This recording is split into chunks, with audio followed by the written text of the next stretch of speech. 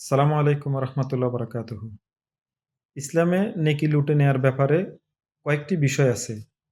তার মধ্যে সবচেয়ে গুরুত্বপূর্ণ এবং সবচেয়ে বেশি নেকি লুটে নেয়ার যেই সুযোগ সেটি হচ্ছে রমজান মাস। এবং দ্বিতীয় বিষয়টি হচ্ছে সূরা ইখলাস ৩ বার পাঠ করা। এই দুটিকে মিলিয়ে আমরা রমজানে এখন প্রায় শেষের দিকে রমজান। তো এই সময়ে আমরা যত বেশি সম্ভব নেকি লুটে নেয়ার চেষ্টা করি এবং আমাদের মুসলমানের জীবনকে কিছুটা অন্তত কাজে লাগানোর চেষ্টা করি। আমরা বাকি ১১ মাস শয়তানের প্ররোচনার নামে যেই কাজগুলা করে থাকি, এই ১ মাস নিজেরা সেই শয়তানের প্রক্সি হিসেবে কাটিয়ে দিয়েছি অলরেডি, কিন্তু যতটুকু সম্ভব এখনো যতটুকু সময় বাকি আছে, সময়টাকে কাজে লাগিয়ে যতটুকু সম্ভব নেকি লুটে নেয়ার চেষ্টা করি। আল্লাহ সুবহানাহু ওয়া তাআলা আমাদেরকে সহজ করে দিন। আসসালামু আলাইকুম।